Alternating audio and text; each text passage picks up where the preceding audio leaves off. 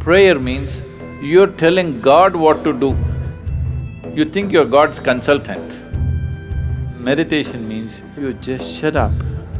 If you just shut up, everything that needs to happen to you will happen to you.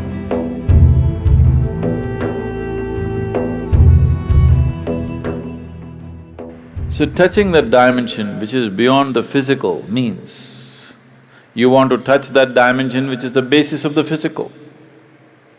When you say that which is the basis of the physical, what you're talking is that you're not interested in creation, but you're interested in the source of creation. There, if you go and stand in front of the Creator, at least there you must keep your ideas down, isn't it? Your ideas must be kept down for some time when the Creator is here, isn't it so? Isn't he the biggest idea? It's like, there was a man in Pennsylvania, where are you from? Ah. It rains, it doesn't flood there.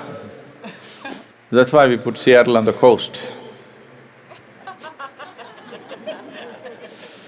Otherwise, it would flood, that place. So Pennsylvania, there was a man in Pennsylvania.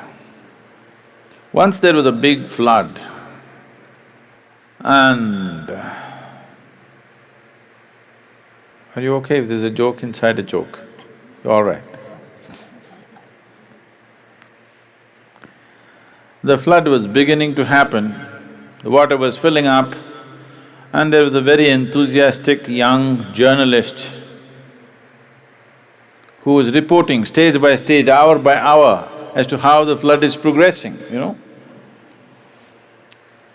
Because that is journalism. Somebody is drowning, report to the world, this man is drowning, look at him drowning, take it on the video and show it to everybody how a man drowns. You don't throw the goddamn camera and get the man, no. You show the whole world how a man can drown in a flood. So, these are not the days of video cameras, only, Morse code is how the report is being filed. So he filed a report very eloquently, he said, as God sits and watches, the water is filling up in this part of Pennsylvania and houses are going down and this and that, and described it in very eloquent terms. Then he immediately got a response from his editor, leave the flood, interview God. God is sitting and watching, he thought he's somewhere here and forget about the flood, interview God. They didn't get to interview him, it continued. Many homes drowned, many people died, but one man survived. This man who survived went to New York City and shared among people how he survived a Pennsylvania flood where so many people died.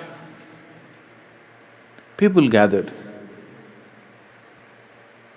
Then he went to Boston and talked about how he survived a Pennsylvania flood, and more people gathered. Then he came to Seattle and he shared, more people gathered. Then he started his roadshow, city to city, talking and talking about how he survived a Pennsylvania flood. He became a famous speaker in America, and then naturally, every American has to write a book within their lifespan. So he wrote a book, how he survived a Pennsylvania flood. It became famous, he spoke everywhere, and his engagements became international. He became a millionaire, sold millions of books. All his life he only spoke about how he survived the Pennsylvania flood. And one day he died, not in a flood, he died. And they had an assembly. He went through the pearly gates And there was an assembly of people and there was an opportunity to speak. A few people could speak. So he told his neighbors, I will share my experience about how I survived Pennsylvania flood. Somebody nudged him and said, there is no one in the audience.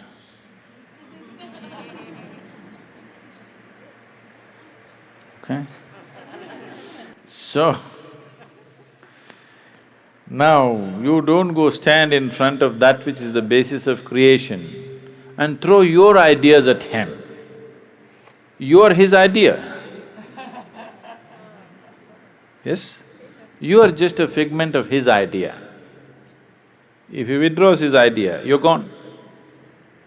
So you don't put your ideas. So this is the essence of meditativeness. Prayer means you're telling God what to do. You think you're God's consultant. Meditation means you have understood your limitations, now you just shut up. If you just shut up on all levels, everything that needs to happen to you will happen to you. All the training is just to help them to shut up.